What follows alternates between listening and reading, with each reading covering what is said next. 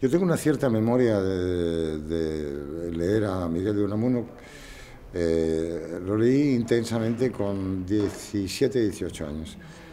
Y luego siguió un larguísimo, más de un decenio, que estuve en un trastierro voluntario, en donde, viviendo fuera de España, en que me tocaba hacerme con la literatura y la historia centroeuropea.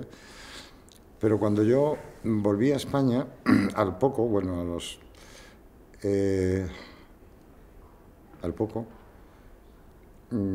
al ser director del Centro Dramático Nacional, me vi obligado a montar, a poner en escena, gracias a Dios que me vi obligado, la velada de Menicarló de Manuel Azaña. Y es un texto indispensable para entender en nuestra guerra civil. A mí me impactó muchísimo el estudiar ese texto, adaptarlo, ponerlo en escena, etc.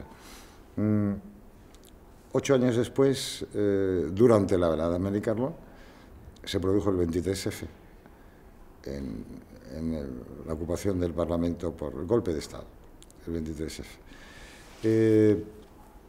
8 años después pongo en escena nuevamente Azaña, pero haciendo un solo de él a través de sus cartas, un procedimiento un poco similar, aunque no tiene nada que ver en el fondo, sobre la figura de Manuel Azaña, personalmente, no solo la velada de Menicarló. Estuvo mucho tiempo en cartel, viajó al extranjero, se repuso durante mucho tiempo, también en la Abadía en 2005. Y luego me tocó hacer, tuve la fortuna de interpretar a Miguel de Unamuno ya en la figura de Miguel de Unamuno en la película de Manuel Menchón, La Isla del Viento. Claro, cuando, más allá de las lecturas, cuando uno tiene que hacer esa cosa que digo, mi oficio consiste en dar vida a las palabras necesarias que duermen.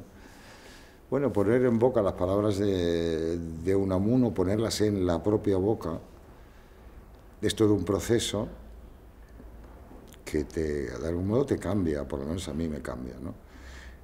Y poco después de la película repetí el acto del Paraninfo que aparecía en la película en la Universidad de Salamanca, conmemorando aquel 12 de octubre. Y tomé la decisión, por una acumulación de cosas, de poner en escena esos años tremendos de plomo que vivió, esos años, los meses del 36 que vivió, porque después del 18 de julio, en el que se adhiere al golpe de Franco, en octubre, el 12 de octubre es el acto del Paraninfo y en diciembre muere, el 31 de diciembre. Ese hombre sufrió tanto y tuvo tantas contradicciones con el tema de España, con el golpe del general Franco y con todo eso, que, bueno, me sentí arrebatado por hacerlo. Y me he llevado mucho tiempo escribiendo el texto, es decir, ordenándolo y haciendo lo posible que los textos se deriven uno de otro, y tuve unos de otros, y tuve una especie de casi, yo diría que modestamente dicho, claro, iluminación, en el sentido de que estando con Pólux Núñez, que me ha ayudado a ordenar estos textos en el sur de España, en una casa allí,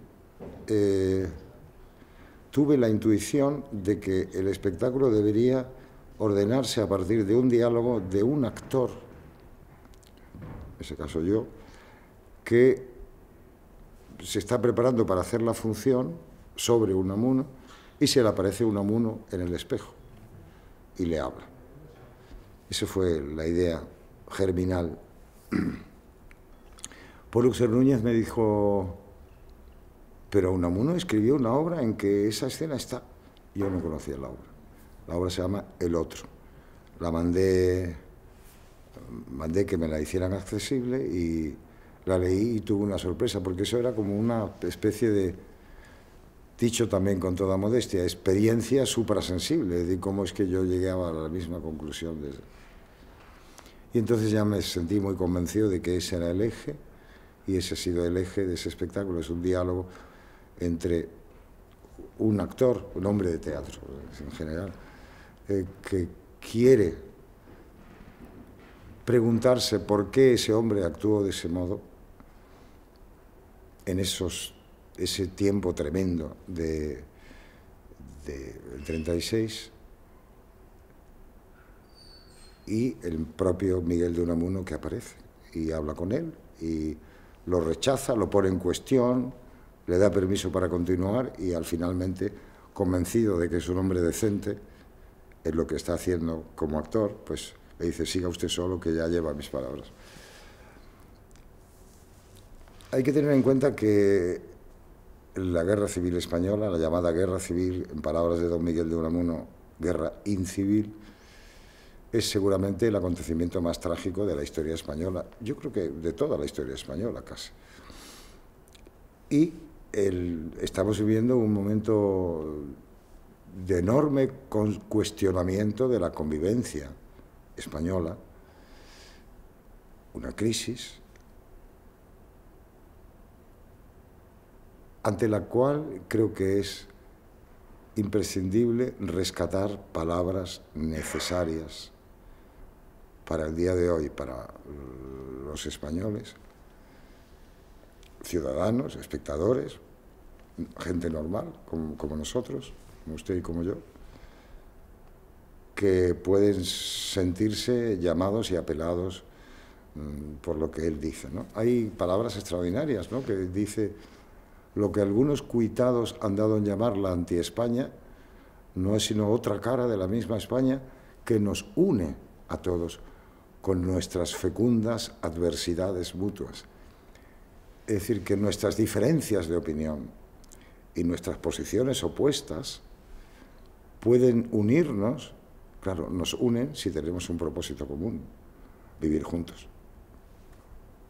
O eso que hemos heredado de nuestros padres, los padres de nuestros padres, que es este país, y esta historia, y esta cultura, y esta lengua.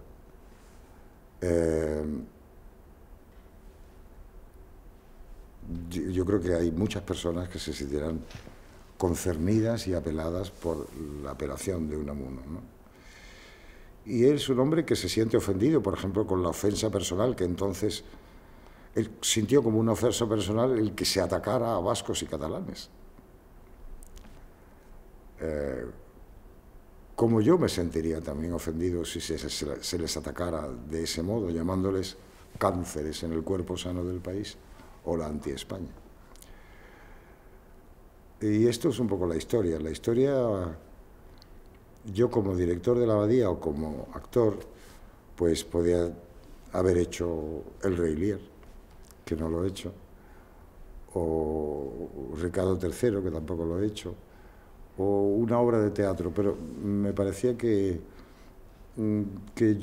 quizás la Abadía, y yo con ella en este caso, que podemos aportar algo modestamente en este momento, y por eso lo hemos hecho.